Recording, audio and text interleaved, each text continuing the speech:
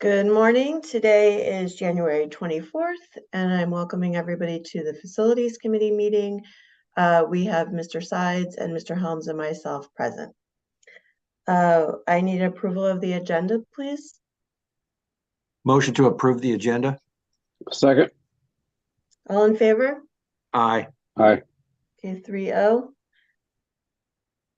Okay, open session meeting minutes. Motion to approve the meeting minutes. So moved. Second. All in favor? Aye. Aye. Thank you, 3-0. Mr. McManus, warehouse lease renewal.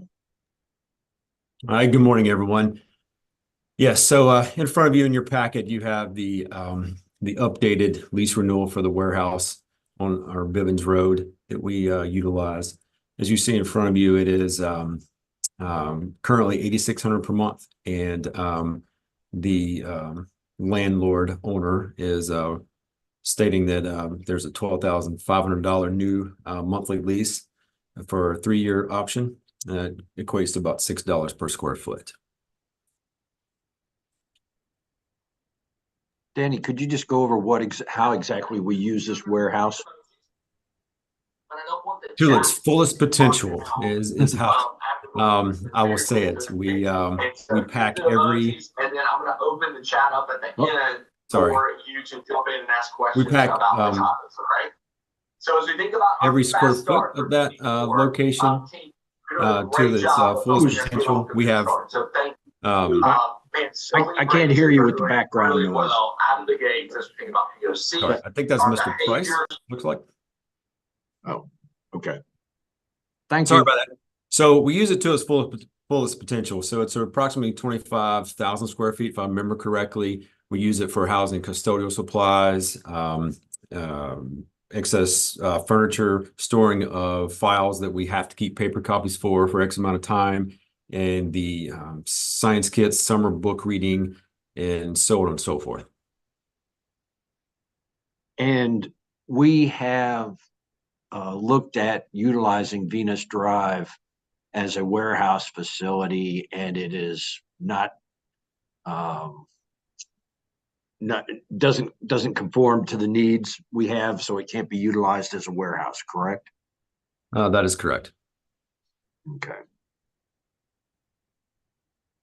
If we find an alternative before the 3-year lease is up, we're still on the hook, correct? There's no out. No, I believe there's a mutual out for both parties. We just have to exercise that option. I'm not 100% familiar what that process is, but I'm sure it's in the lease that way. Yes, sir. Usually some kind of payoff. Okay. And this So basically it's going up 140,000 over 3 years. Correct. So from 8,600 per month to 12,500 per month, what's that? That's approximately 45% increase per month. Yes.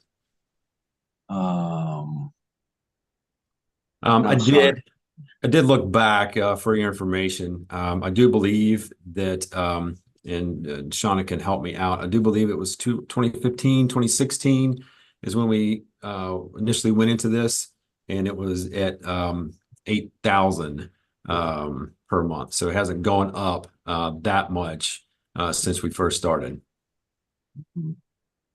Now we're catching up. Okay.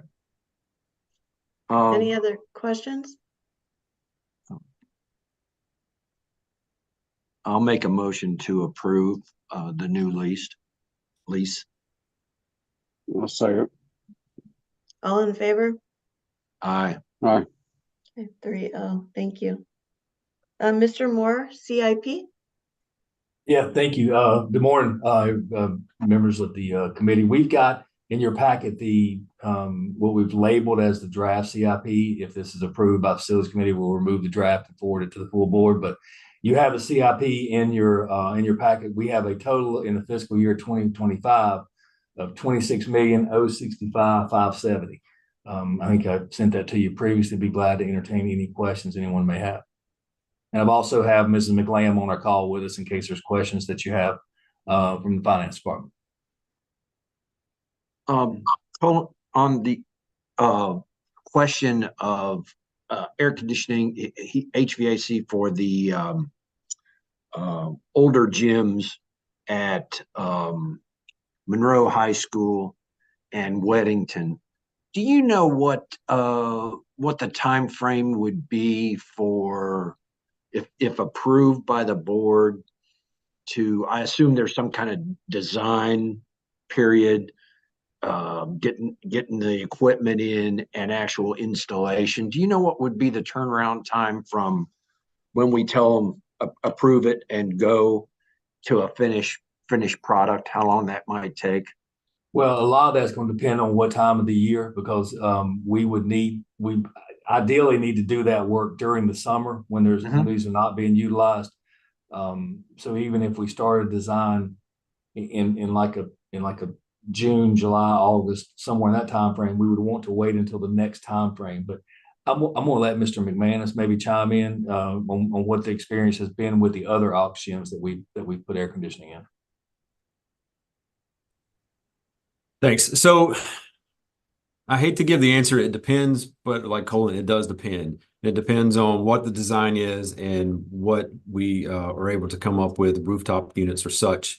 And then the equipment lead time is the huge unknown. It's just, if I guessed, it would be completely wrong on that equipment lead time.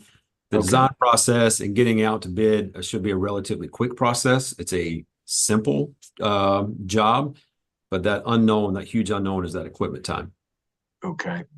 I would add the more, like we use a lot of our auxiliary gyms for facility use agreements.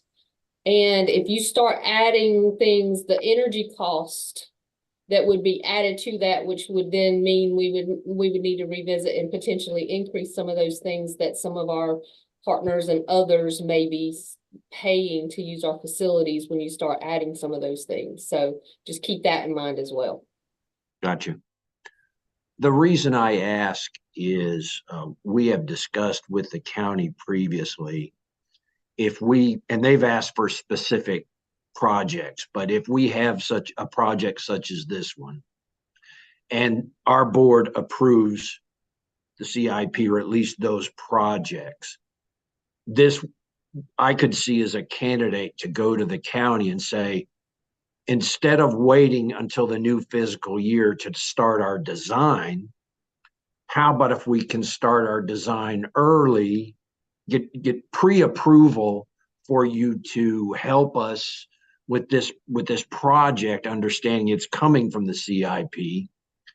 And so we might be able to get a jump start. And if everything falls into place perfectly, which it never does, we might be able to actually start construction the summer of 2024. And so that's where my question came from. If you had extra lead time, would it be possible to knock this out over the summer of this year?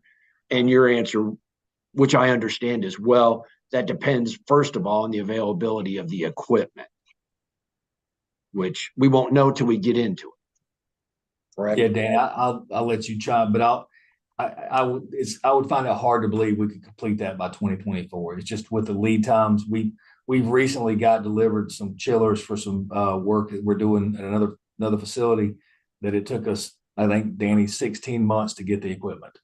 Wow. So I would have a hard time believing that we could get any kind of equipment in less than 4 to 6 months. Okay. Yeah, all right. Okay. Thank you. That answers my question. Sorry, it's just the nature of the industry. It's the nature of the industry right now. I understand. Yeah. In other words, what you're saying is the bottleneck is not the fact that we don't have the go-ahead until the start of the fiscal year, the new budget. The bottleneck is actually physically getting the equipment in to install it. That's correct. Okay. Any other questions? We need a motion to approve the CIP. I'll make a motion to approve as presented. And I'll second it. All in favor? Aye. Aye. Okay, 3-0. Thank you. Informational items, Mrs. Brown, bond updates. Good morning, members of the committee. So East Elementary and Forest Hills are proceeding quite well and are on schedule. East had up to date, they've moved utilities and some stormwater piping, some footings, and area C are complete, and they're laying some courses and setting some door frames. A new teacher parking lot is complete, and we've added access control lights. So that's for the teachers' entry, and we're doing some roughing of walls in area D and C. And Forest Hills, the geothermal system is almost complete. Areas A, we're doing CMU top out, and B, plumbing and electrical roughings are complete. Steel erection and decking is underway. Area C, plumbing, electrical, similar. Area D, plumbing, electrical underway. And E and F concrete footings and foundation is nearing completion. So both projects are on schedule and on time and moving nicely. That's good news. Thank you. Thank you. Mr. McManus, construction update. Yes, thank you again. So committee members, in front of you, you have a few updates there and timeline updates for HVAC projects. And I'm happy to answer any questions that you may have, or at least attempt to. Any questions?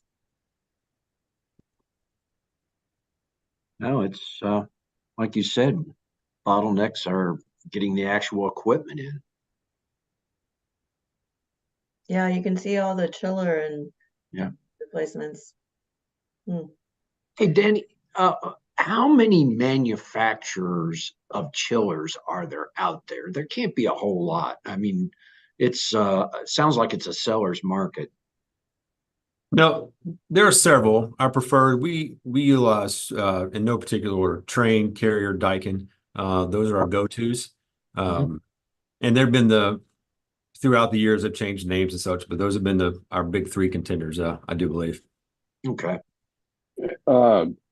With the chiller market, is there less need for chillers now, or is that any contributing factor to that? No, there's a huge need for chillers, and It's just not enough manufacturers, basically. That's right. And then just trying to play catch up from all the things that have happened to us in the past. Okay.